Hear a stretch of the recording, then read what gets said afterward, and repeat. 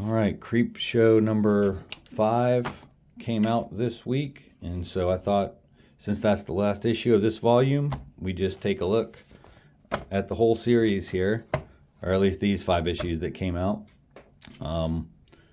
So Creepshow, obviously a 80s horror movie you should have seen.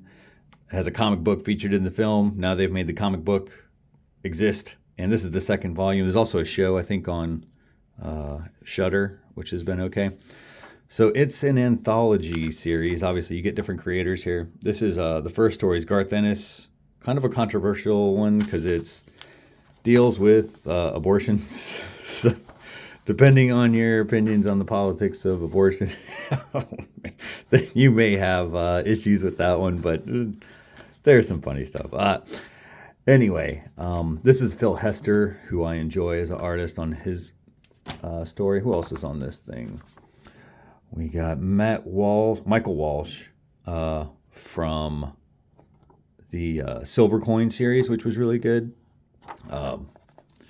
And see, this is like a kid who watches too much TV.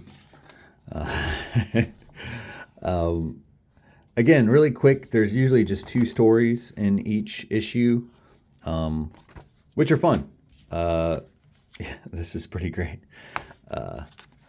So yeah, if you like horror anthologies, this was a great story, I thought. This Woman Who Lives Forever. So, I mean, you can look at this style. That's not your typical, like, comic book style. That's pretty gnarly stuff. But I liked the change in pace. Who was that, by the way? Zoe Thorogood. So that Eternity, that was was one of my favorite ones. This is in issue 3. Yeah, and usually you at least get one of the stories that really kills it. This is a pretty fun one too. This is like Diamond Heist. Anyway, Creepshow number 4. Let's look at this one. Who's in here? Nick Dragotta, Jean-Francis Beaulieu. Man. Amulet. This might be one of the weaker ones. Yeah, it's not the best one. Issue 5 had one of my favorites, I think. Yeah, this 2 of the stories in here, both the stories in here and the cover, deal with burning comic books. So this first story is the team from I Hate This Place. I'm not even going to try and mangle their names, but if you know that the I Hate This Place comic that came out last year, I enjoyed it. This is the same team. I love that art style. It's pretty fun. Shook the camera, sorry.